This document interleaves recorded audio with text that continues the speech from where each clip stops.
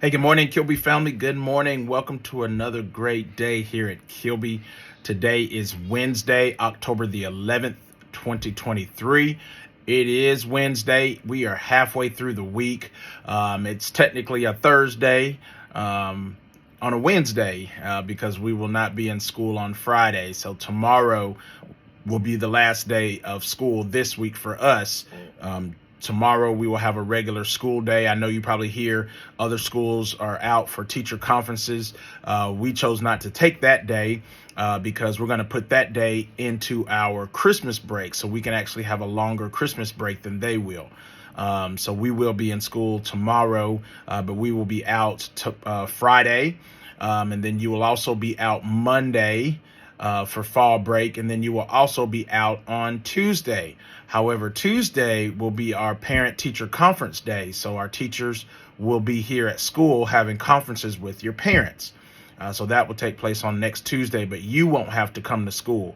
So after tomorrow, guys, we won't see you until Wednesday of next week. So I'm going to miss you, but I hope that you all enjoy your well-deserved break. It'll be some time to get away, spend time with family and friends, and most importantly, get recharged, rejuvenated, and ready to go for our second 9-week grading period. As I said earlier, this week we're done with the first 9 weeks, and so this is a great opportunity for you to make changes. Think about what you might do to do differently this 9 weeks to improve. If you've got grades you're not happy with, what are you going to do different? And it's not always the teacher that needs to change, and keep that in mind. Sometimes you might need to think about what all you're doing after school. Are you in too many activities? Are you extra busy to where you're not getting your work done? Time management is such an important thing, especially as you get older in your 4th, 5th, and 6th grades. You have to be careful in managing your time so that you can make your schoolwork a priority and be able to still do your best work without being tired all the time. And I know how it is when you're playing sports or other activities. You do those things after school and then you come home and you're tired. Your brain is tired, your body is tired, but then you still have to do schoolwork. And sometimes that's hard to do. And so I just want to encourage you to think about what you might need to do to better your situation, to make sure that you're successful, because school does come first. It needs to come first if it's not coming first. Because when you get into older grades, you know, they have rules that say that if you don't make certain grades, you don't get to participate. And that's especially true with sports. So if you're a baseball or a basketball or a football guy, you know, in order to play those sports at the next level, you're going to have the grades. You can ask my son, Justin.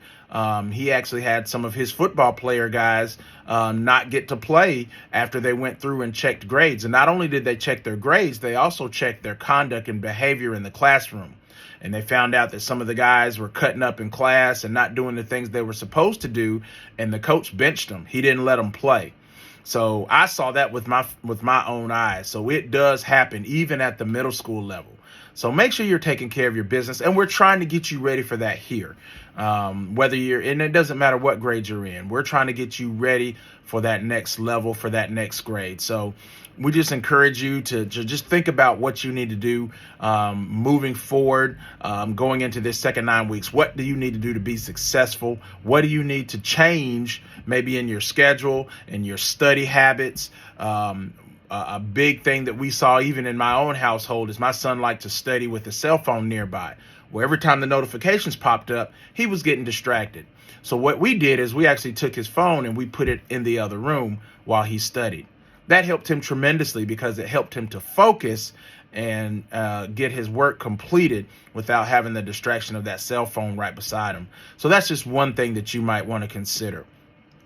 But anyway, regardless of where you are and what your situation is, we're here to help. We're here to encourage you. Again, we've had a great year so far, but we want to make sure that we're working and living up to our fullest potential and doing things the Kilby way. Okay. That being said, I do want to address one thing. I sat in the hallway yesterday and tried to get some work done. And I'm going to be honest with you, I was not pleased with the transitions that I saw and heard yesterday. There was way too much noise as some of the classes came through. And some of you all acted like I wasn't even sitting there. So I want to encourage you to step it up today and moving forward. Let's do a better job with our transitions. Again, our hallways are no talk zones, and that's for a reason, so we don't interrupt other classes. I will say there is probably one class for certain that I know that I have yet to just have to get onto them or remind them, and that's the first grade. Every time the first grade has come through with going to lunch, coming from lunch, they have been excellent. They have been quiet. They've kept their hands to themselves. They've stayed to their side of the hallway. And even those young kids, they walk back and forth with lunch trays, and I have yet to see them drop them. So I hope I don't jinx that. But I'm just been super proud of just how hard they've been working to do things the Kilby way. So older students, I challenge you to set the example. Be the example. Let's not have the first graders showing you how to do things. You show them how to do things the Kilby way. Okay, so let's do a better job, and that's all grades. Let's do a better job of our transitions, making sure that our hallway areas are no talk zones so we don't disturb other classes, okay? All right, we're going to pause now for our brief moment of silence. Let's reflect on what we can do to be the best student today. What are we going to do to get our work done today and do things the Kilby way? Let's reflect on that, and then we will have our pledge.